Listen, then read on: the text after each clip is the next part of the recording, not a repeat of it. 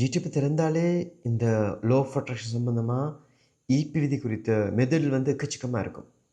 இப்படி ஒரு விஷயம் இருக்குது உங்களுக்கு தெரியாதா? நீங்கள் இது வரைக்கும் தெரிஞ்சு கொள்ளாத மெத்தட் ஒன்று சொல்லி ஸோ இப்படிப்பட்ட வீடியோஸ் இந்த மாதிரி டைட்டில்ஸ்களோட நிறைய வீடியோஸ் நீங்கள் யூடியூப்பில் லோ ஆஃப் அட்ராக்ஷன் ரிலேட்டடாக தேடினாலே நிறைய விஷயங்கள் நீங்கள் எடுத்துக்கொள்ளக்கூடியமாக இருக்கும். பட் ஒரு சில வீடியோஸ் மட்டும்தான் இதை பண்ணாதீங்கன்னு பேசுகிற ஒரு வீடியோக்கள் இருக்கும். அப்படி ஒரு சில வீடியோஸ் தான் எங்கள்கிட்ட சைட்லேருந்து பிஎம்எக்டட் சைட்லேருந்து வர்ற வீடியோஸ். இதெல்லாம் நீங்கள் செஞ்சிட்ருக்க தப்பு. முதல்ல எதை பண்ண போகிறேன், ஒரு மெத்தடை ஃபாலோ பண்ண போகிறேன், ஈர்ப்பிதியை பயன்படுத்த போகிறேன். நான் எப்போவுமே சிம்பிளாக சொல்கிற விஷயம், ஈர்ப்பியது நீங்கள் இனிமேல் பயன்படுத்தி கொள்ள போகிற விஷயம் கிடையாது. ஆல்ரெடி உங்கள் life law of attraction related தான் இயங்கிட்டுருக்கு. இதுதான் அதோட அடிப்படையே. பட் சில நுணுக்கங்களை தெரிஞ்சு கொள்வது மூலமாக ஓகே இதுக்கெல்லாம் காரணம்னா அதை சரி பண்ணுற சக்தியும் எனக்குள்ளே தான் இருக்குது என்றதை அறிஞ்சு கொள்வது மூலமாக அதை மாற்றிக்கொள்கிறீங்களே தவிர ஈர்ப்பிதின்றது இனி நீங்கள் படித்து கற்றுக்கொள்கிற விஷயம் இல்லை. இப்போ ஈர்ப்புன்ற விஷயம் நியூட்டன் கண்டுபிடிக்கிறதுக்கு முன்னாடியும் அது இருந்துச்சு. நியூட்டன் அப்படி விதி இருக்குன்னு கண்டுபிடிச்சாங்க தவிர ஈர்ப்பவே அவங்க கண்டுபிடிக்கலை. சேம் திங் தான். நீங்கள் ஆகர்ஷண நியதின்றது ஒரு குறிப்பிட்ட நியதியோடு உங்கள் லைஃப்பில் இயங்கிட்டுருக்கு. அப்படி ஒரு நியதி இருக்குதுன்னு தெரிஞ்சுக்கொள்வது மூலமாக இப்படி தான் என்னோடய கஷ்டங்களையும் இப்படி தான் என்னோடய லைஃபோட சந்தோஷங்களையும் நான் எடுத்துக்கொண்டேன். ஸோ இதை சரியான வேலை பயன்படுத்தினா என்னோடய லைஃப் பெட்டராக இருக்கும். இப்போல்லாம் நாங்கள் என்ன பண்ணுறோன்னா நம்ம ஒரு 30 ஒரு 35 ஒரு 40 ஏஜுக்கு முன்னாடி இருந்து அந்த ஒரு ஏஜில் பண்ணுறதை தவிர இப்போ நம்ம அவங்களோட பசங்களுக்கு பண்ண ஆரம்பிச்சிடுறோம். அவங்க இப்போ ஸ்கூல் படிச்சுட்ருக்காங்க, +1 ஒரு +2 அவங்க ஒரு 5th ஸ்டாண்டர்ட் படிக்கிறாங்க.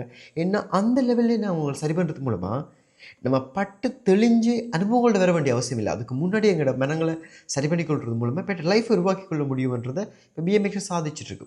ஸோ ஈர்ப்பிதி முழுவதுமே இப்படி செய்யுங்க அப்படி செய்யுங்கன்னு சொல்லப்பட்டிருக்கிற பட்சத்தில் ஸோ ஒரு சில வீடியோஸ் மட்டும் தான் இதை பண்ணாதீங்கன்றதை அழகாக எடுத்துரைக்கிற மாதிரி இருக்கும். அப்படி ஒரு வீடியோ தான் இது.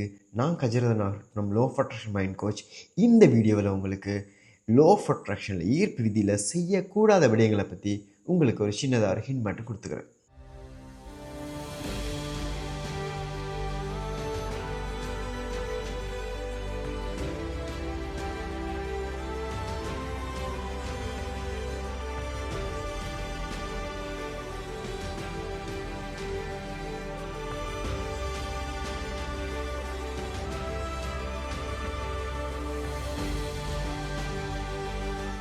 முதல் அடிப்படையில் நீங்கள் செய்கிற மிஸ்டேக் என்னென்னா எடுத்ததுக்கெல்லாம் பிரபஞ்சத்துக்கு ஃபேக்காக தேங்க் பண்ணுறது.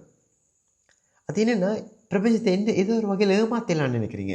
ஒரு விஷயம் கிடைக்காம இருக்குது, இன்னும் அது கைக்கு வரல, பட் அது கிடைச்ச மாதிரி தேங்க் பண்ணிட்டு அது கொடுத்துடணும்னு உங்களுக்கு சொல்லி கொடுத்துருக்காங்க. அப்போ நீங்கள் என்ன பண்ணுறீங்க, ஒவ்வொரு நாளும் காலை எழுப்பினோன்னு நான் பிரபஞ்சத்துக்கு நன்றி சொல்கிறேன், இது செஞ்சதுக்கு தேங்க் பண்ணிக்கிறேன், நன்றி உணர்வு இருக்கேன்னு ஏதோ ஒன்று பண்ண ஆரம்பிச்சிருங்க. அதுவும் நீங்கள் பிரபஞ்சத்தை ஏமாத்துற நுட்பத்துக்குள்ளே வருது. அது உண்மையிலேயே பண்ணக்கூடாது, அப்படி செய்யக்கூடாது. ஸோ உண்மையில் அது கிடைச்சதுக்கப்புறம் நாங்கள் தேங்க் பண்ணுறது வேறு, அதுக்கு வேறு நுட்பங்கள் இருக்குது, வேறு வழிமுறைகள் இருக்குது. அப்போ அது செய்யாமல் நீங்கள் கையில் ஒரு விஷயம் இல்லாமல் தேங்க்ஸ் சொல்கிறதோ இல்லை கையில் பிரபஞ்சம் அந்த விஷயத்தை கொடுக்கறதுக்கு முன்னாடி நீங்கள் எழுதி வைக்கிறதோ, அதாவது கிராட்டிடியூட் எழுதுகிறதோ, இது ரெண்டுமே ஈர்ப்பு விதியில் செய்யக்கூடாத மெத்தடுகள். பட் நம்ம தெரிஞ்சோ தெரியாமலும் செஞ்சிட்ருக்கோம். பழைய காலத்து புத்தகங்கள் சொல்லுது, எனக்கு சில லைஃப் கோச்சஸ் சொல்கிறாங்கன்னு சொல்லி அதை கேட்க ஆரம்பிச்சிடுங்க, அதை செய்ய ஆரம்பிச்சிடுங்க. அது சமையல் உங்களுக்கு பிரச்சனையை தான் கொண்டு வருமே தவிர அது எந்த வகையிலும் உங்களுக்கு எந்த நல்லதையுமே கொண்டு வராது. ரெண்டாவது அஃபர்மேஷன் செய்கிறது, சுய பிரகடனம். நான் கிட்டத்தட்ட பிஎம்எக்டர் ஸ்டார்ட் ஆகி இப்போ 3 வருஷமாக, அது 3 வருஷமாக நான் அடித்து உரைச்சி சொல்கிற விஷயங்கள் தான் இந்த அஃபர்மேஷன்ஸ் செய்யாதீங்கன்னு சொல்லி. நான் ஃபஸ்ட்டு சொல்லும்போது இப்படி சில லைஃப் கோச்சஸ் அக்செப்ட் பண்ணி கொள்ளலை. ஜோசப் மர்ஃபி என்ன தவறாக சொல்லிட்டாரா, நெப்போலியன் ஹில் தவறாக சொல்லிட்டாரா, அவங்களே நீங்கள் தப்பு சொல்கிறீங்களா, அப்போது ஆர்குமெண்ட் சேக்காக அது ஃபஸ்ட்டு ஆரம்பித்தாங்க. பட் இன்றைக்கி சில லோ ஆஃப் அட்ராக்ஷன் கோச்சஸ் எங்கள்கிட்ட செஷன் படிக்கும்போது ஸோ லைஃப் கோச்சிங் எங்களுக்கு இது ரோங்காக போகுது, எங்களோட மெத்தடு எங்களுக்கு அகெயின்ஸ்டாக ஒர்க் ஆகுது, மற்றவங்களோட பிரச்சனையால் நாங்கள் பாதிக்கப்படுறோம் அப்படின்னு சொல்லி அவங்க வரும்போது தான் ஒரு 3 இயர்ஸ் கழித்து தான் நான் என்ன விஷயம் சொல்ல வந்தேன்றதை அவங்க புரிஞ்சுக்க ஆரம்பிக்கிறாங்க. ஸோ எந்த காலகட்டத்திலும் இந்த அஃபர்மேஷன்ன்றதை இப்போ செய்யாதீங்க. ஏன்னா ஒரு 1920 ஒரு 100 இயர்ஸ் முன்னாடி இந்த அஃபர்மேஷன்ஸ் கிராட்டிடியூட் எல்லாம் சம்வேல அவங்களுக்கு ஒர்க் ஆச்சு. ஏன்னா அவங்க எந்த வகையிலும் இந்த சப்கான்ஷியஸ் பிலீஃப் சிஸ்டம், இந்த ஆழ்மன அபிப்பிராயங்கள் அவங்களுக்கு அவ்வளோ பெருசாக தாக்கம் செலுத்தலை. இன்றைக்கி அப்படி இல்லை. இன்றைக்கி நீங்கள் சோஷியல் மீடியா அக்கௌண்ட்ஸ் மூலமாக நீங்கள் நிறைய விஷயங்களை மைண்டுக்கு போட்டுக்கொள்கிறீங்க. அது தவிர உங்களுக்கோட சுற்றி இருக்கிறவங்க ஃபோன் கால்லையோ எல்லாருமே உங்களுக்கு ஈஸியாக ரீச் ஆகிட முடியுது, எல்லாருமே உங்களை ஈஸியாக எஃபெக்ட் பண்ணிட முடியுது. அப்போ இந்த காலகட்டத்தில் உங்களுக்கு அஃபர்மேஷன்ஸ் இல்லைன்னா ஒரு கிராட்டிடியூட் வந்து ஈஸியான வேலை ஒர்க் பண்ணாது. அப்போ அதனால தான் நான் சொல்கிறேன், அந்த மெத்தடுகள் வந்து இந்த காலகட்டத்துக்கு ஒர்க் ஆகாது. அன்னைக்கு ஒருத்தருக்கு வந்து 10 வருஷம் கழிச்சு ஒர்க் ஆச்சு, ஒரு 15 வருஷம் கழிச்சு ஒர்க் ஆச்சு, ஒரு 7 வருஷம் கழிச்சு ஒர்க் ஆச்சுன்னா அது நடந்திருக்கு தான். அதை அவங்க பொய்யா சொல்லலை. இன்றைக்கி 7 வருஷம் டைம் உங்கள்கிட்ட இருக்கான்னு தான் நான் கேட்குறேன். அதான் என்னோட கொஸ்டின். உங்களுக்கு ஒருவேளை 7 வருஷம் நீங்கள் வெயிட் பண்ணி அதை பண்ண முடியும்னா நீங்கள் பண்ணிட்டு போயிடலாம். பட் இங்கே அஃபர்மேஷன்ஸை சொல்லும்போது நீங்கள் ஒருத்தவங்களோட அஃபர்மேஷன்ஸை கேட்கும்போது, யூடியூப்பில் வந்து நீங்கள் அஃபர்மேஷன்ஸ் தமிழில் நடிச்சிங்கன்னா நிறைய வீடியோஸ் வரும், நீங்கள் அதை கேட்குறீங்க. இப்போ இங்கே என்ன பிரச்சனையாகுதுன்னா, இங்கே எல்லாமே சத்தத்துலேருந்து தான் உருவாயிருக்கு.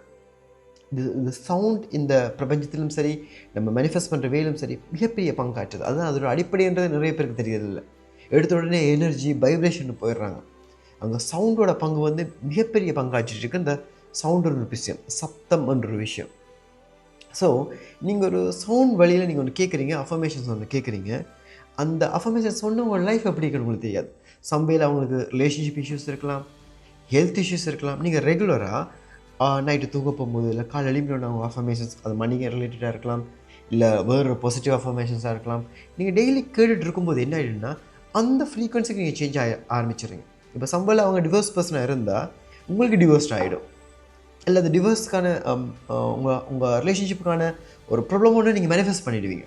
ஸோ இதுதான் அங்கே நடக்குது. இப்போ உதாரணமாக சிம்பிள், இப்போ இந்த வீடியோ 5 நிமிஷம் ப்ளே ஆகுது, நீங்கள் இல்லைன்னா என்னோடய கோல் ஒரு 5 நிமிஷம் இருக்கீங்கன்னு சொன்னால் 5 நிமிஷம் நீங்கள் என்னோடய ஃப்ரீக்வன்சிக்கு சேஞ்ச் ஆகிறீங்க. இதுதான் நடக்குது. இப்போ உதாரணமாக ஒரு இன்கொயரிக்கு பேசுகிறாங்க, ஒரு 15-20 நிமிஷம் நான் அவங்களோட கதைகள் கேட்குறேன், அவங்களுக்கு சொல்கிறேன் இப்படி தான் செஷன் இருக்கும், இதுதான் பிரச்சனை, நீங்கள் பயப்படாதீங்கலாம் சரி பண்ணிக்கொள்ள முடியும்னு. உடனே எனக்கு அந்த கால் கட் பண்ணோட ஒரு மெசேஜ் வருது, தேங்க் பண்ணி, உங்களோட பேசுகிறது நல்லா இருந்துச்சு, நல்ல டைமாக இருந்துச்சு, எனக்கு கொஞ்சம் பெட்டர் டிசிஷன் எடுத்த மாதிரி இருந்துச்சு. எங்கேருந்து அது வருது? ஏன்னா அவங்க என்னோடய ஃப்ரீக்வன்சிக்கு சேஞ்ச் ஆகிருக்காங்க. சிம்பிள் வே.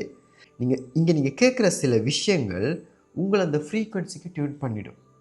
அதனால் நீங்கள் சந்திக்கிற சில நபர்கள்கிட்ட நீங்கள் பெட்டர் ஒரு பாசிட்டிவ் எக்ஸ்பீரியன்ஸ் எடுக்கிறீங்க, சில பேர்கிட்ட பேசிட்டு வாரீங்க, அப்செட்டாக ஃபீல் ஆகிறீங்க. ஏன்னா அந்த சவுண்ட் அங்கே உங்களை எஃபெக்ட் பண்ணுது, அந்த அந்த ஃப்ரீக்வன்சி உங்களை எஃபெக்ட் பண்ணிடுது.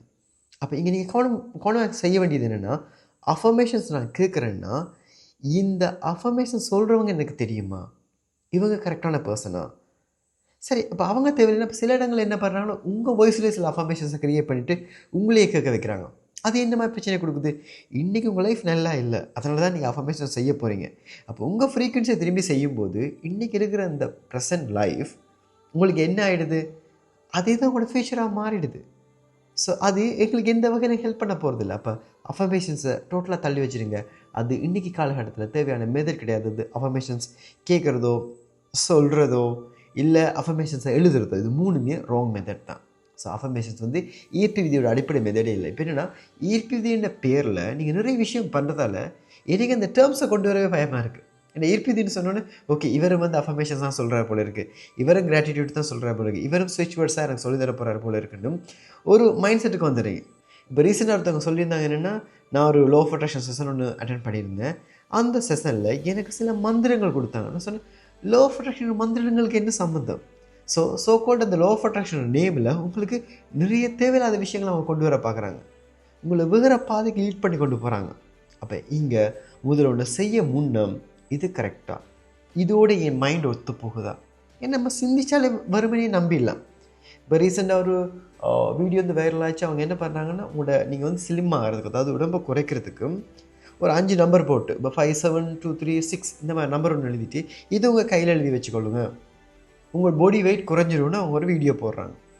அதையும் சில பேர் ஃபாலோ பண்ணிகிட்ருக்கீங்க. நீங்கள் ஒரு செகண்ட் திங்க் பண்ண மாட்டிங்களா, பாடி வெயிட் குறையிறதுக்கும் இந்த நம்பருக்கு என்ன சம்பந்தம்? இப்போ லோ ஆஃப் அட்ராக்ஷன்றே நான் யூனிவர்ஸை நம்புகிறேன், சம்வேல என்னோடய ஃபியூச்சர் பெட்டராகவும் நம்புகிறேன், அது நம்பிக்கையில் தான் இருக்குது. அதுக்காக அது முட்டாள்தனமான நம்பிக்கையாக போயிடக்கூடாது இல்லையா? அந்த நம்பிக்கை தான், அந்த நம்பிக்கை புத்திசாலித்தனத்தோடையும் அது என்னோட அறிவுபூர்வமான நம்பிக்கையாகவும் இருக்கணும். இது எனக்கு தெரியும், இது இப்படி ஒர்க் ஆகும்னு அந்த சயின்ஸை புரிஞ்சு கொள்கிற மாதிரி இருக்கணுமே தவிர, நான் முட்டாள்தனமாக இப்படி பண்ணால் எனக்கு இப்படி நடந்துடணும்னு கொண்டு போகிற நம்பிக்கை அங்கே இருக்கக்கூடாது. அது இருக்கிறதுக்கு நீங்கள் பேசாமல் காவடி எடுக்கிறதோ இல்லை கோவிலில் வந்து அங்க பிரதர்சனம் பண்ணியும் செஞ்சுட்டு போகலாம். அது இதை விட பெட்டர்ன்னு நான் சொல்லுவேன்.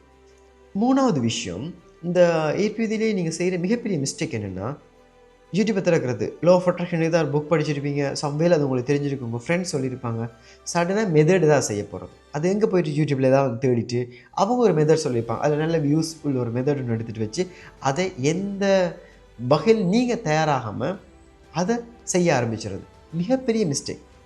முதல்ல இங்கே உங்களிலிருந்து சில மாற்றங்கள் வரணும். அதாவது ஈர்ப்பு விதியை பயன்படுத்துறதுக்கு முன்னாடி நீங்கள் ஒரு வகையில் தயாராகணும். பயன்படுத்தும் போது ஒரு சில விஷயங்கள் பண்ணணும். பயன்படுத்தினதுக்கு அப்புறம் சில விஷயம் இருக்கும். இது மூணுமே சேர்ந்தவாறு வரும்போது அந்த கரெக்டான வேலை ஒர்க் ஆகுது. இல்லைன்னா உங்களுக்கு கிடைக்கிற விஷயமே சம்டைம்ஸ் உங்களுக்கு பிரச்சனையில் கொண்டு வந்துடும். ஸோ ஆக்சுவலாக வந்து இன்றைக்கி ஒரு என்கொயரி பேசியிருந்தேன். அப்போ அவங்க சொல்லியிருந்தாங்க, அவங்க ஆக்சுவலாக அவங்க ஸ்ரீலங்கன் நிறைய விஷயங்கள் அவங்க மேனிஃபெஸ்ட் பண்ணியிருக்காங்க. அவங்க லைஃப்லேயே அதாவது யாருமே சொல்லிக் கொடுக்காம வெறும் புக்ஸை வச்சும் வேறு நாலேஜ்களை வச்சு அது ஹெல்த் ரிலேட்டடாகவும் சரி, அவங்க ஒரு வெஹிக்கிள் வாங்கினதும் சரின்னு சொல்லி நிறைய விஷயங்கள் மேனிஃபெஸ்ட் பண்ணியிருக்காங்க. பட் அவங்க அதில் ஹெல்த் அவங்க ஓகே கரெக்டான வேலை மேனிஃபெஸ்ட் பண்ணியிருக்காங்க. பட் அவங்க வாங்கின ஒரு வெஹிக்கிள் வந்து அவங்க கையில் இல்லை. அதுக்கப்புறம் அது கை நழுவி போயிடுச்சு. அவங்க மேனிஃபெஸ்ட் பண்ண விஷயம் இப்போ அவங்க கையில் இல்லைன்னு சொல்லியிருந்தாங்க. அப்போ அதை தான் நான் உங்களுக்கு சொல்ல வந்தது என்னென்னா, உங்களோட மேனிஃபெஸ்டேஷன் உங்களுக்கு எகெயின்ஸ்டாக திரும்புறதுக்கான வாய்ப்புகள் இருக்குது. நீங்கள் ஆசையாக ஒரு ஒர்க் மேனிஃபெஸ்ட் பண்ணியிருப்பீங்க, எதுக்குமே ப்ரிப்பேர்ட் ஆகாமல். அந்த ஒர்க்கே நாளைக்கு உங்களுக்கு ஒரு பிரச்சனையை கொண்டு வரும். அது கடைசி உங்களை ஒரு கடன்காரனாக மாற்றி விட்டுரும். ஸோ இதனால தான் முதல் நீங்கள் தயாராகுங்க. இதை பற்றி எதுவுமே தெரியலை, எனக்கு லோ ஆஃப் அட்ராக்ஷன் ரிலேட்டடாக எதுவுமே தெரியலை, இல்லை ஒரு மெத்தட் செஞ்சு அதில் ஏதாவது சிக்கல்களில் மாட்டிருந்தீங்கன்னா கீழே டிஸ்கிரிப்ஷனில் என்னோட நம்பர் கொடுக்குறேன், கண்டெக்ட் நம்பர். நீங்கள் கால் பண்ணி உங்களோட பிரச்சனையை எக்ஸ்பிளைன் பண்ணுங்கள். சார் அது எப்படி வெளியே வர்றதுக்கான வழிகளை நான் சொல்கிறேன். அதாவது லோ ஆஃப் அட்ராக்ஷனை தெரிஞ்சு தெரியாமல் பயன்படுத்தி நான் ஒரு இக்கட்டில் சிக்கிட்டேன். இப்போ இன்றைக்கி இன்னொருத்தவங்க பேசும்போது சொல்லியிருந்தாங்க, அவங்க இந்தியாவிலேருந்து கால் பண்ணியிருந்தாங்க. அப்போ அவங்க சொல்லியிருந்தாங்க என்னென்னா, நான் நல்லா போயிட்டு இருந்துச்சு என்னோடய பிஸ்னஸ். நான் வந்து துபாய்க்கு போயிருந்தேன், அங்கேருந்து இங்கே வந்திருக்கேன், இந்தியாவுக்கு வந்திருக்கேன். 60 பேர் கொண்ட கம்பெனி ஒன்று உருவாக்கிட்டு நான் நல்லா இருந்தேன். ஒரு டைமுக்கு என்னோடய ஃப்ரெண்ட் வந்து ஒரு சீரியனை கொண்டு வந்து கொடுத்தாங்க. அது சீக்ரெட் மூவி ரிலேட்டடாக இருந்துச்சு, பட் வாய்ஸில் இருந்துச்சு. ஸோ பட் அதெல்லாம் கேட்டு கேட்டு கேட்டு இப்படி பண்ணலாமல் நான் ஒன்று பண்ண ஆரம்பித்தேன். அதுக்கப்புறம் தான் என்னோடய பிஸ்னஸ் வந்து டவுன் ஆக ஆரம்பிச்சிச்சு. அதுக்கப்புறம் எனக்கு வந்துட்டு இருந்த இன்கமும் இல்லாமல் போயிடுச்சு. உடனே நான் நல்லா இருந்தேன். கொரோனா வந்துச்சு, அதோடய விழுந்துட்டேன்னு சொல்லிட்டாரு. ஸோ இங்கே விஷயம் என்ன நடக்குதுன்னு சொன்னால், மகத்துவம் அறியாதவர்கள் தான் மகத்துவமான விடைகள் ஒப்படைக்கப்படுகிறது. இது நான் சொல்லலை, ஒரு 8,000 வருஷத்துக்கு முன்னாடி கிருஷ்ணன் சொன்னது. ஈர்ப்பு விதியிலும் அப்படி தான். உங்களுக்கு இங்கே என்னென்னு தெரியணும்னா, ஒரு சுவிட்ச் இருக்குது, சுவிட்ச் போடணும், லைட் எரியணும், அவ்வளோதான் உங்களுக்கு தெரியணுமே தவிர அது என்ன வயர் போகுது, இல்லை க்ரீன் கலர் வயர் எதுக்கு, ப்ளூ கலர் வயர் எதுக்கு, இந்த நாலேஜ்லாம் உங்களுக்கு இருக்கக்கூடாது. ஆக்சுவலாக உங்களுக்கு எவ்வளோ தெரியுமோ அவ்வளோதான் தெரியணும். பட் இங்கே என்ன பிரச்சனை, எனக்கு சுவிட்ச் போடவே தெரியலை, இல்லை 4 சுவிட்ச் இருக்குது, எதை போட்டால் அந்த லைட் எரியும்னு தெரியாமல் கண்ட பாட்டுக்கு போடுறதும் தப்பு தான், அதுவும் தப்பு தான். அங்கே அதை அறிஞ்சு கொள்றதும் தப்பு தான். அப்போ இங்கே உங்களுக்கு தெரிய வேண்டியது ஒரு குறிப்பிட்ட அளவு மட்டும்தான். அதனால தான் சொல்லப்படுது, மகத்துவம் அறியாதவர்களில் தான் மகத்துவமான விடயங்கள் ஒப்படைக்கப்படுகிறது. உதாரணமாக பகவத்கீதை யாருக்கு கிடைச்சு நினைக்கிறீங்க? அதோட முழு விஷயமே வந்து அர்ஜுனுக்கு கிடைச்சிங்க. அர்ஜுனுக்கு அந்த மகத்துவம் தெரியலை. அர்ஜுனுக்கு அந்த மகத்துவம் தெரியாது தான் அது கிடைக்கப்படுது. அப்போ இங்கே சில விஷயங்கள் நம்ம எல்லாமே தெரிஞ்சுக்கணும்னு தேடி தேடி தேடி போய் கடைசி லைஃப்பில் இருந்துடுறோம். நம்ம இருக்கிறதையும் இல்லாமல் பண்ணிடுறோம். அப்போ தெரிஞ்சு கொள்ளத்தான் வேணும். அது எந்த அளவில் எந்த நுட்பங்கள்ன்ற தெரிஞ்சுக்கணுன்னா எங்களுக்கு போதுமானது. அப்போ இங்கே யூடியூப்பை பார்த்துட்டு நீங்கள் வந்து ஒரு ஹாஃப் வேல் ஒரு மெத்தடை செய்ய போகிறது உங்கள் லைஃபே சில பிரச்சனைகளில் கொண்டு வந்துடும். அப்போ அதனால் அது எதுவுமே எடுத்த உடனே மெத்தடுக்கு போகாதீங்கன்ற, உங்களை ப்ரிப்பேர் பண்ணிட்டு நீங்கள் அதுக்கு தயாரான பிறகு யூனிவர்சிட்டியை போய் கேளுங்கன்ற. அதுக்காக உங்களை வந்து உங்களோட ஆசைகளுக்கு ஏற்ற மாதிரி இல்லை உங்களோட கோலுக்கு ஏற்ற மாதிரி உங்களை தயார்படுத்திங்கன்னு நான் சொல்லலை. தயார்படுத்திக்கிறேன்னா உங்களுக்கான தகுதியை வளர்த்துக்கொள்ளுங்கன்ற சொல்லலை. நான் இந்த யூனிவர்சிட்டி ஒன்று கேட்கறதுக்கான தகுதியை வளர்த்துக்கணுன்னு தான் சொல்கிறேனே தவிர, நீங்கள் அதுக்கு உங்களுக்கு தகுதி இருக்கணும், நீங்கள் ஒரு வேலைக்கு ஆசைப்படுறீங்கன்னா அதுக்கான தகுதியை வளர்த்துக்கொண்டு அதுக்கப்புறம் ஆசைப்படுங்கன்றதை நான் சொல்லலை. இதை கவனமாக புரிஞ்சு கொள்ளுங்க. அடுத்த விஷயம், இந்த நட்பவின்னு சொல்கிறது. இது நான் ஒரு குரூப்புக்கு அகெயின்ஸ்டாக நான் இதை சொல்லலை. பட் நீங்கள் என்ன பண்ணுறீங்கன்னா, இந்த நட்பவின்னு சொல்கிறது, வாழ்க வளமுடன்னு சொல்கிறது, இந்த மாதிரி விஷயங்கள் இது ரொம்ப நான் சொல்கிறதே சில சமயங்களில் பிரச்சனைகளை கொண்டு வரலாம். அது அகெயின்ஸ்டாக பேசுகிற மாதிரி இருக்கலாம். என்னென்னா, ஒன்று இப்போ உதாரணமாக நட்பவின்ற வேர்ட் சொல்கிறீங்கன்னு வைங்களேன். இந்த நட்பவியோட அர்த்தம் என்னது? நன்மை உண்டாகுன்னு அர்த்தம். அது நீங்கள் சொல்லும்போது உங்கள் மைண்ட் எப்படி இது ரிசீவ் ஆகிடுச்சுன்னா, இப்போ இங்கிட்ட எதுவும் இல்லைன்னு அக்செப்ட் பண்ணுற மாதிரி ஆகிடுது. அப்போ அதனாலேயே உங்களுக்கு இங்கிட்ட எதுவும் இல்லைன்னு மைண்ட் நம்ப உங்களோட மைண்ட் எதை நம்புதோ அதை கொண்டு வர ஆரம்பிச்சிடுது. அப்போ நீங்கள் எப்போவுமே எங்கிட்ட எதுவும் இல்லைன்ற ஒரு மைண்ட் செட்டில் இருக்கிறதால அது உங்களுக்கு பிரச்சனை கொண்டு வரும். அதனால தான் சில டேர்ம்ஸ்கள் நீங்கள் சொல்லும்போது அதுகளை சொல்லாதீங்க. இப்போ வாழ்க வளமுடன்னு சொல்லும்போது நீங்கள் கிட்டத்தட்ட ஒரு ஆசீர்வாதம் ஒன்று அடுத்தவங்களுக்கு கொடுத்துட்ருக்கீங்க. எல்லாத்துக்கும் வாழ்க வளமுடன் சொல்லிகிட்டே இருக்கீங்க. இப்போ சொல்லும்போது இது என்ன பிரச்சனை கொண்டு வருதுன்னா, உங்களுக்கு இருக்கிற எனர்ஜி நீங்கள் அடுத்தவங்களுக்கு ஸ்ப்ரெட் பண்ணுற மாதிரி தான். கிட்டத்தட்ட லிட்ரலி அதுதான் நீங்கள் செய்கிறீங்க. இப்போ உண்மையாக நாங்கள் ஆசீர்வாதம் யார்கிட்ட வாங்குவோம்? ஒரு ரொம்ப இந்த வாழ்க்கையை வாழ்ந்து முடிஞ்ச வயசானவங்கள்ட்ட வாங்குவோம். அவங்கள்ட்ட நீங்கள் வந்து இந்த வாழ்க்கை முழுவதும் எடுத்த நல்லதுகளை எங்களுக்கு ஆசீர்வாதமாக கொடுங்கன்னு வாங்குவோம். இல்லைன்னா ஒரு குருக்கிட்ட வாங்குவோம். அவருக்கு பர்சனல் லைஃப் இருக்காது. அவர் இருக்கிற எனர்ஜி ஃபுல்லாக அவரோட ஸ்டூடெண்ட்ஸுக்கு கொடுக்கறதுக்காக வெயிட் பண்ணிகிட்ருப்பார். அப்போ அவர்கிட்ட போய் ஆசீர்வாதம் வாங்குவோம். நீங்கள் இன்னும் உங்களுக்கான லைஃபுக்கு தான் வாழ்ந்துட்டுருக்கீங்க. அப்போ நீங்கள் அடுத்தவங்களுக்கு வார்த்தைகளிலும் மற்ற விஷயங்களும் ஆசீர்வாதம் கொடுக்குறீங்க. இப்போ எங்கிட்ட ரீசெண்டாக பேசும்போது ஒருத்தவங்க சொல்லியிருந்தாங்க, நான் ஒரு வேர்ட் கொடுத்துட்டேன்னா அடுத்தவங்களுக்கெல்லாம் நல்லது நடக்குது, எனக்கு மட்டும் என் லைஃப்பில் எந்த நல்லதும் நடக்குது இல்லைன்னு சொன்னாங்க. ஏன்னா அவங்க என்ன பண்ணுறாங்கன்னா, அவங்களுக்கு கிடைக்கிற எனர்ஜி எல்லாத்தையுமே எல்லாருக்கும் வாரி வழங்கிட்டு இருக்காங்க. ஆனால் அவங்களுக்கு தேவை இருக்குது, அவங்களுக்கு பிரச்சனை இருக்குது, அவங்களுக்கு கடன் இருக்குது, ஆனால் அதை சரி பண்ணுறதுல அவங்க ஃபோக்கஸ் பண்ணலை. ஒருத்தவங்க பிரச்சனை வந்தோடனே சரிடா கவலைப்படாத எல்லாம் சரியாயிடும்னு சொல்லும்போதே அவங்களோட எனர்ஜி எடுத்து அவங்களுக்கு கொடுக்குறாங்க. இவங்க எனர்ஜி அவங்க நல்லா ஆகிட்டு போகிறாங்க, இவங்க அதே கஷ்டத்துலேயே மூழ்க ஆரம்பிச்சிடுறாங்க. ஸோ இந்த வேர்ட்ஸுகள் நீங்கள் பயன்படுத்தும் போது ரொம்ப கவனமாக இருக்கும். சில மந்திரங்களாக இருக்கலாம், இல்லை சில பயன்பாடில் இருக்க வேர்டுகளாக இருக்கலாம். அப்போ அதுகளை பயன்படுத்தும் போது நீங்கள் புத்திசாலித்தனத்துடன் கவனமான வார்த்தைகளை பயன்படுத்தும் போது அது உங்களுக்கு ஹெல்ப் பண்ணும். நீங்கள் தெரியாதனமாக இந்த மாதிரி வேர்டுகளை பயன்படுத்தி திரும்பியும் அதே சிக்கல்களுக்குள்ளே போய் மாற்ற மாதிரி ஆகுது. Hi ma'am, hi sir, be a magnet friends எல்லாத்துக்கும் வணக்கம். சார் அண்ட் மேம் ரொம்ப ரொம்ப தேங்க்ஸ், பிரபஞ்சத்துக்கு நன்றி. என்னோடய லைஃப்பில் நான் 20-30 இயர்ஸ்க்கு அப்புறமும் நான் இதை மட்டும்தான் சொல்லுவேன். என்னோடய லைஃப் சேஞ்ச் ஆனதுக்கு காரணம் பிஏ மேக்னெட் தான். பிஏ மேக்னெட் முன்னாடி அதில் போன வருஷம் நான் எப்படி இருந்தனோ அதுக்கு ஆப்போசிட்டாக இருக்கேன். என் லைஃப்பில் ஜாபு, மேரேஜ் ரெண்டுமே நடந்தது பிஏ மேக்னெட்டால் மட்டும்தான். Thank you so much sir, thank you so much ma'am. நான் அந்த தேங்க்ஸ் நான் எவ்வளோ கொடுத்தாலும் அதுக்கு ஈடாகாது.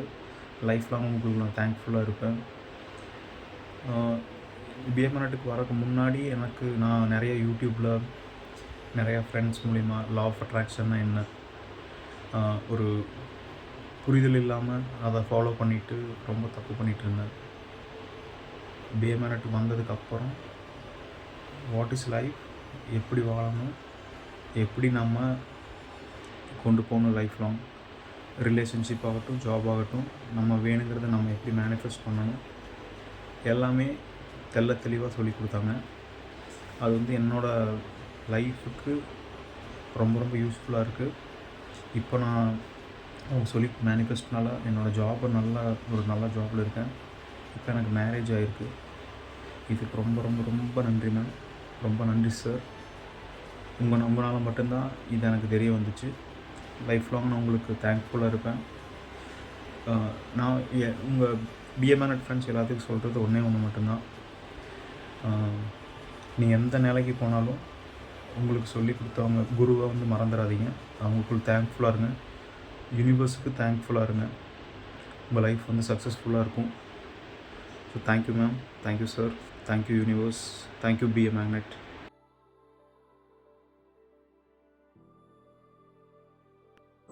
இன்னொன்று நீங்கள் செய்கிற மிஸ்டேக் என்னென்னா, புத்தகங்களை பார்த்து இந்த வாழ்க்கையை மாற்றிக்கொள்ள முடியும் நம்புறது. வெறும் ஒரு புத்தகம் என்னோடய லைஃப்பை மாற்றிக்கொள்ள முடியும் நம்புறது.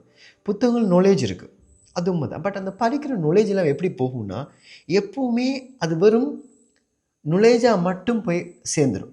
அது எப்பவுமே எங்கள் லைஃபோட பயன்பாட்டுக்கு அந்த புக் எப்பவுமே எடுத்துகிட்டு வராது. இப்போ உதாரணமாக நீங்கள் ஒரு புக்கில் படிக்கிறீங்க, 2+2 = 4 அப்படின்னு படிக்கிறீங்க. இப்போ நீங்கள் என்ன பண்ணுறீங்கன்னா அதை படிச்சிட்டிங்க. இது எங்கே உங்களுக்கு ஒர்க் ஆகும்? நீங்கள் ஒரு கடைக்கு போகிறீங்க, அங்கே போகும்போது 10 ரூபா காசு கொடுக்குறீங்க.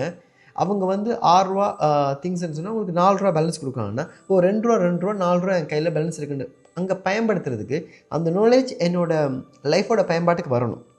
பட் இங்கே புத்தகங்களை படிக்கிற நாலேஜுகளை புத்தகத்தை அப்படியே மைண்ட் உள்வாங்கிக் கொள்ளாது. அது என்ன விரும்புதோ, அது என்னத்தை எடுக்கணும்னு நினைக்குதோ அதை தான் உள்ளே எடுத்துக்கொள்ளுது. அது நீங்கள் நினைக்கிற வேலை அது ஒர்க் பண்ணுறதில்ல.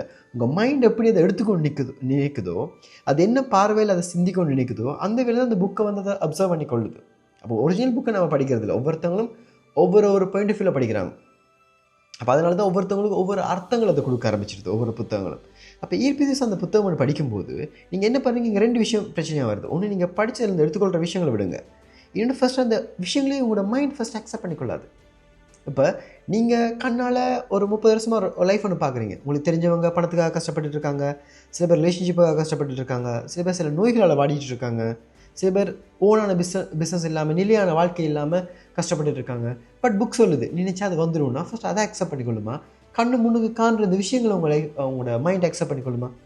அப்போ அங்கே அது முரண்பட ஆரம்பிச்சிடுது. 2வது விஷயம், எல்லா புக்ஸ்லையுமே கரெக்டான விஷயங்கள் இல்லை. உதாரணமாக சீக்ரெட் புக்கே எடுத்துக்கொள்ளுங்க. அதான் ஈர்ப்பிதோட அடிப்படைன்னு சொல்கிறோம். இப்போ ரீசெண்டாக ஒரு குறிகாலத்துக்கு அதிகமாக சேலான புக்குகள் ஒன்று த சீக்ரெட் புக் அந்த சீக்ரெட் புக்லேயே நிறைய ரோங்கான விஷயங்கள் இருக்குது. ஒன்று அது வந்து வெறும் அடிப்படை மட்டும்தான்.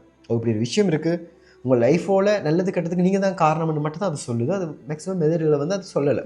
அதில் சொல்லப்பட்டிருக்கும் எண்ணங்களை 2 வகைப்படுத்துங்க, நல்லெண்ணம் தீயெண்ணம்னு சொல்லி. அதுவே பிள்ளைதான். ஏன்னா எண்ணங்கள் நம்ம உண்மையாக வகைப்படுத்தவே தேவையில்லை. எண்ணங்கள் குப்பை தான். குப்பையில் என்ன நல்ல குப்பை, மோசமான குப்பைன்றது என்ன வகைத்தறியுது? குப்பைகள்னா குப்பை தொட்டி, அதை கிண்ட வேணான்னு தான் அர்த்தம். அப்போ அங்கே எண்ணங்களை கிண்ட போகாதீங்கன்னு தான் அங்கே அடிப்படை. அப்படி அதுலேயே நிறைய நிறைய நிறைய பிழைகள் இருக்குது. கவலையை விட்டெடுத்து மகிழ்ச்சியாக வாழ்வது எப்படின்ற புக்குன்னு எடுத்திங்கன்னா அந்த புக்கில் சொல்லப்பட்டிருக்கும். அதாவது இந்த கணத்தில் வாழுங்கன்னு சொல்லப்பட்டிருக்கும். அப்போ இந்த கணத்தில் வாழுங்கன்னு சொல்லும் போதே இங்கே முதல் விஷயம் என்னென்னா, எங்களுக்கு இன்றைக்கி இருக்கிற லைஃப் எங்களுக்கு பிடிச்ச மாதிரி இல்லை. எங்களுக்கு பெட்டர் ஃப்யூச்சர் வரணும்னா இந்த கணத்தில் நீங்கள் வாழ்ந்துருக்க முடியாது. எங்கள் மனம் ஒன்று இறந்த காலத்தில் இருக்கும், இல்லை எதிர்காலத்தில் இருக்குது, நிகழ்காலத்தில் இருக்க முடியாது. ஒரு செகண்ட், 2 நிமிஷம், ஒரு 5 நிமிஷம் இருக்க முடியும், மதிப்பாக வச்சுக்கொள்ள முடியாது. பட் நீங்கள் ட்ரை பண்ணிங்கன்னா, நிகழ்காலத்தில் இருக்க ட்ரை பண்ணிங்கன்னா இது உங்கள் ஃப்யூச்சராக மாற ஆரம்பிச்சிடும். இன்றைக்கி இருக்கிற இந்த சிச்சுவேஷன்கள் நாளைக்கு ஃப்யூச்சரை மேனிஃபெஸ்ட் பண்ண ஆரம்பிச்சிடும். எங்களுக்கு எது தேவை? எங்களுக்கு பெட்டர் ஃப்யூச்சர் தேவை. எங்களோட கவனம் ஃப்யூச்சரில் இருக்கணும். அப்போ அதுக்கு இன்றைக்கி நம்ம நிகழ்காலத்தில் இருக்கிறது எங்களுக்கு வேலைக்கே ஆகாது. அப்போ இது உங்களோட ஈர்ப்பு விதிக்கு இது முரண்பட ஆரம்பிச்சிடும். சில பேர் சொல்லுவாங்க, நான் வந்து ஓசோவை ஃபாலோ பண்ணுறேன், விழிப்புணர்வை பற்றி பேசுகிறாங்க, மைண்டை பற்றி பேசுகிறாங்க, சில புத்தரை ஃபாலோ பண்ணுறேன்றான். பட் நீங்கள் இங்கே ஆகாஷ நியதின்னு ஃபாலோ பண்ணுறீங்கனாலே ஓசோவுக்குமே ஆகாஷ நியதிக்குமே மிகப்பெரிய முரண்பாடுகள் இருக்கும். அவர் சாதாரணமாக அது நடக்கிறத பார்த்துட்டுன்னு சொல்லிட்டு விட்டுருவார். அதாவது உங்களோட கஷ்டங்களை அக்செப்ட் பண்ணுங்கன்னு சொல்லிட்டு விட்டுருவாங்க. இங்கே நீங்கள் அக்செப்ட் பண்ண ஆரம்பிச்சிங்கன்னா உங்கள் மைண்ட் என்ன பண்ணிடும்? அதை இன்னும் கொடுக்க ஆரம்பிச்சிடும். இப்போ இங்கே சாட்சியாக நின்று பார்க்குறன்றது அது பிள்ளையான கடையில் அது சரிதான், அது வேறு சமயத்தில் சரியாக இருக்கலாம். பட் இன்றைக்கி உங்களோட லைஃப்பை மாற்றணும்னு ஆசைப்படுற பர்சனாக இருந்தால் நீங்கள், உங்களுக்கு அது சரி கிடையாது, அது தேவையும் கிடையாது. இப்போ புத்தரோட மூச்சை கவனித்து உங்களோட மனசை அழிக்கிற ஒரு நுட்பத்தை நீங்கள் செஞ்சிட்ருக்கீங்க, ஒரு தியானம் செஞ்சுட்ருக்கீங்களா இருந்தால் அது உங்களோட மனசை ஒட்டுமொத்தமாக அழிச்சிடும். ஒரு கெட்டது நடந்தால் கூட பேசாமல் அக்செப்ட் பண்ணிட்டு போயிடலாம் போல், இதுக்கு நான் முரண்பட்டுருக்க தேவையில்லை. ஒரு பிரச்சனை வந்தால் கூட பரவாயில்ல, இதை அக்செப்ட் பண்ணிட்டு போயிடலாமேன்னு சொல்லி எடுத்துக்கொள்ள ஆரம்பிச்சிருவீங்க. இது தியானத்தோட ரிசர்ச். அதாவது ஒன்று நடந்தால் கெட்ட நடந்தால் கூட அக்செப்ட் பண்ணிட்டு போகிறது. பட் உங்களோட மைண்ட் அங்கே என்ன ஆகிடும்? அழிஞ்சு போக ஆரம்பிச்சிடும். பட் நீங்கள் தியானம் பண்ணுறீங்க, கரெக்டாக பண்ணிகிட்ருக்கீங்கன்னு சொன்னால் உங்கள் மனம் அங்கே அழிஞ்சிடும். மனம் அழிஞ்சால் உங்களுக்கு ஆசைகள் இருக்காது. ஆசைகள் இல்லைன்னா உங்களுக்கு ஃப்யூச்சரே அங்கே இருக்காது. அது என்ன, லைஃப் அதோட லீடுக்கு போக ஆரம்பிச்சிடும். உங்கள் கையில் அந்த லைஃபோட சாவி இருக்காது. அப்போ அது என்ன ஆகிடும்? உங்களுக்கு விருப்பங்கள் இருக்குது இல்லையா? நீங்கள் இப்போ துறவரத்தில் இல்லை, உங்களுக்கு நல்ல வேலை வேணும், நல்ல சம்பாதிக்கிறதுக்கான பிஸ்னஸ் வேணும், உங்களுக்கு நல்ல ரிலேஷன்ஷிப் வேணும், உங்களுக்கு கையில் காசு இருக்கணும், உங்களுக்கு ஆசைகள் இருக்கணும், ஐஃபோன் இருக்கணும், எனக்கு கார் இருக்கணும், எனக்கு வெக்கேஷன் போகிறதுக்கு நல்ல இடத்துக்கு போகிறதுக்கான எனக்கு வழிமுறைகள் தெரிஞ்சிருக்கணும், எனக்கு கையில் நிறைய பணம் இருக்கணும். அப்போ இவ்வளோ ஆசைகளை வச்சுட்டு உங்களோட மனசு அழிக்கிறதுக்கு ஏன் தியானம் பண்ணிட்டு இருக்கீங்க? எனக்கு புரியலை. அப்போ அதை நீங்கள் பண்ணிங்கன்னா அது உங்களோட மனசு அழிச்சிட்டு, மனசு அழிஞ்சு அங்கே ஆசை இல்லாமல் போயிடும். ஆசைகள் இல்லைன்னா எப்படி நீங்கள் மேனிஃபெஸ்ட் பண்ண போகிறீங்க? அங்கே தேவையா ஆள் விருப்பம் இல்லையா? அப்போ இங்கே என்ன பண்ணுறீங்க? ஈர்ப்புதியும் பயன்படுத்துறீங்க, தியானமும் பண்ணுறீங்க. ஈர்ப்புதியும் பயன்படுத்துறீங்க, ஓசோவை ஃபாலோ பண்ணுறீங்க. ஈர்ப்புதியை பயன்படுத்துறீங்க, புத்தரை ஃபாலோ பண்ண போகிறீங்க. புத்தர் நீங்கள் ஃபாலோ பண்ணுறது தப்பு இல்லை. ஏன்னா அவர் தான் சொன்னார், எண்ணங்கள் தான் உங்களோட வாழ்க்கை தீர்மானிக்குது. ஆனால் புத்தர் சொன்ன விஷயங்கள் என்ன, இன்றைக்கி இங்கே வேறு ஏதோ ஃபாலோ பண்ணுறது தான் தப்பாக இருக்குது. புத்தர் ஆசைப்படான்னு சொன்னார், எனக்கு ஆசையே வேணான்றீங்க. ஈர்ப்பு விதியை பயன்படுத்த வரீங்க. ஈர்ப்பு விதிக்கு அடிப்படையே ஆசைகள் தான். அங்கே ஆசைகள் நிறைய இருக்கணும். அதனால தான் நான் சொல்கிறேன், இங்கே ஆசைகள் உங்களுக்கு பிரச்சனை இல்லை, அந்த ஆசைகளை அடைய தெரியாத மனம் தான் உங்களுக்கு இருக்க மிகப்பெரிய பிரச்சனை. சரி, இந்த மனசை என்ன பண்ணலாம்? அதுதான் உங்களோட மிகப்பெரிய எதிரியாக இருக்குது. அதை அழிக்க போனால் அது எங்களுக்கு பிரச்சனையாக மாறும். அதை அழிக்கவும் தேவையில்லை. உங்களோட மனம் தான் உங்களோட மிகப்பெரிய எதிரி. அதை நண்பனாக்குங்கன்னு சொல்கிறேன். அது உங்களோட பெட்டர் ஃப்ரெண்டாக மாற்றிக்கொள்ளுங்க. அப்போ என்ன பண்ணணும்? நீங்கள் கேட்குற எல்லாத்தையும் வந்து உங்களுக்கு கொடுக்க ஆரம்பிச்சிடும். உங்களுக்கு சார்பாக அது பேச ஆரம்பிச்சிடும். உங்களோட மனம் தான் மிகப்பெரிய எதிரி, அதனை நண்பனாக்குங்கன்னு சொல்கிறேன். இப்போ உங்களுக்கு நிறைய ஆசைகள் இருந்தால் நீங்கள் நினைக்கிறீங்க உங்களோட ஆசைகள் பிரச்சனைன்னு. இங்கே ஆசைகளை அழிக்கிறதுக்கு 2 வே இருக்குது. ஒன்று அதை துறக்கணும், இன்னொன்னா அதை அடையணும். துறக்கிறது கடினம். ஏன்னா நீங்கள் வந்து துறவரத்தில் இப்போ இல்லை, நீங்கள் ஒரு மலையிலையோ காடுலையோ இருந்து என்னோடய ஆசைகள் எல்லாமே நான் எல்லாம் சைடில் வைக்கணுன்ற அவசியம் கிடையாது. நீங்கள் லைஃப்பில் இருக்கீங்க. இந்த லைஃப்பில் இருக்கும்போது எங்களுக்கு ஆசைகள் தான் எங்களுக்கு இழுத்துட்டு போகுது. நாளைக்கு கொண்டு போகணும், சுவாரஸ்யமான லைஃப் இருக்கணும்னா ஏதோ ஒரு நோக்கம் உங்களுக்கு தேவைப்படுது, ஏதோ ஒரு ஆசை எங்களுக்கு தேவைப்படுது. அப்போ நீங்கள் ஆசைகளை வந்து அங்கே அழிக்க தேவையில்லை. ஆசைகளை சிம்பிளாக அடைஞ்சிட்டு போகலாம். அடையிறது மூலமாகவும் உங்களோட ஆசைகளை நீங்கள் அழிச்சிக்கொள்ள முடியும். ஒரு விஷயம் கையில் கிடைச்சதுக்கப்புறம் அதுக்கு மேலே உங்களுக்கு ஆசையே இருக்காது. அப்போ இந்த நுட்பங்களை தெரிஞ்சுக்கொள்றது மூலமாக ஈர்ப்பு விதியை தவறான வேலை பயன்படுத்தாமல் சரியான வகையில் பயன்படுத்தி கொள்ளுங்கள். அப்போ இங்கே அடிப்படை என்னென்னா, உங்களோட எண்ணங்களுக்கு ஒரு சக்தி இருக்குது. அது உங்கள் எண்ணங்களோட சக்தி இல்லை, உங்களோட சக்தி. உங்களோட எண்ணங்கள் வடிவில் வெளிப்படுது. அப்போ இங்கே சக்தியுடைய பர்சன் யார்? அது வேறு யாரும் இல்லை, நீங்கள் தான். அப்போ நீங்கள் சக்தியுடைய பர்சன் சொல்கிறேன். நீங்கள் நினைச்ச ஒரு விஷயம் நடக்கும்னு சொல்கிறேன். ஆனால் ஒரு மெத்தடுக்குள்ளே இன்வால்வ் ஆகாதீங்கன்னு சொல்கிறேன். அப்போ இங்கே என்ன தான் செய்யணும்? முதல் உங்களை பற்றி தெரிஞ்சுக்கொள்ளுங்க. நீங்கள் கேட்க போகிறீங்கள ஒரு விஷயம் யார்கிட்ட பிரபஞ்சம் எனக்கு ஒன்று கொடுக்குன்னு ஒரு வேர்டில் சொல்கிறீங்க. அந்த பிரபஞ்சத்தை என்னென்னு தெரிஞ்சுக்கொள்ளுங்க. எடுத்த உடனே நான் பிரபஞ்சத்தை கேட்க போகிறேன், நீங்கள் பிரபஞ்சம் என்னென்னு தெரியான்றீங்க. பிரபஞ்சம் என்னென்னு கேட்டால் எனக்குள்ளே இருக்கிறது. பிரபஞ்சம் ஒரு கடவுள், அது உள்ளே இருக்குது வெளியே இருக்குது, இந்த படைத்த படைப்புகள் தான் பிரபஞ்சம் என்று ஹாஃபேல இன்னும் தெரிஞ்சதையும் ஏதோ ஒன்று யாரை சொன்னதையும் உளறிட்டு இருக்கீங்க. 100% ஷுவராக இதுன்னு தெரிஞ்சுட்டு அதுக்கிட்ட கேட்க ஆரம்பிங்க. எதுனே தெரியல அதுக்கிட்ட போய் கேட்க போகிறோன்றது முட்டாள்தனம் இல்லையா? அதுக்கப்புறம் பிரபஞ்சத்துக்கிட்ட வெறும் வார்த்தைகளில் கேட்காதீங்க, யூனிவர்சல் லாங்குவேஜை பயன்படுத்துங்க. அந்த யூனிவர்சல் லாங்குவேஜ்னா என்னது? இப்போ இந்த ஆகஸ்ட் நீர்தம்பமாக ஒவ்வொரு வீடியோவுமே உங்களுக்கு தெளிவுபடுத்துறதுக்கு நான் போட்டுட்ருக்கேன். மறக்காமல் பிஎம்எக்டர் சப்ஸ்கிரைப் பண்ணி வச்சுக்கொள்ளுங்க. அப்போ பிரபஞ்சத்தோட மொழி என்னது, அது எப்படி நம்ம பயன்படுத்தி கொள்வது, அதை பற்றின தெளிவு நான் அடுத்த வீடியோவில் உங்களுக்கு போடுறேன். இந்த வீடியோ உங்களுக்கு ரொம்ப உபயோகமாக இருந்திருக்கும் நம்புகிறேன்.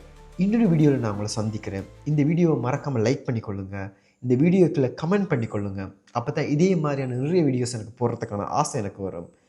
மறக்காமல் இந்த வீடியோ உங்கள் ஃப்ரெண்டோட ஷேர் பண்ணி இதில் இப்படி ஒரு விஷயங்கள்லாம் இருக்குது, எங்கள் லைஃப்பை நம்ம போட்டியாகவே மாற்றிக்கொள்ளலாம், நீ வா நான் சேர்ந்து பண்ணுவோம், 2 பேரும் போட்டிக்கு ட்ரை பண்ணி பார்ப்போம், நியர் பிஎன்எல்ஜெடு நான் ஓடி எடுக்கிறேன்னு சொல்லி போட்டிக்கு உங்கள் லைஃப்பை இன்னையிலிருந்து பெட்டர் பொசிஷனுக்கு கொண்டு போகிறதுக்கான வழிகளை மேற்கொள்ளுங்கள். இன்னொரு வீடியோவில் நான் உங்களை சந்திக்கிறேன். நன்றி, வணக்கம்.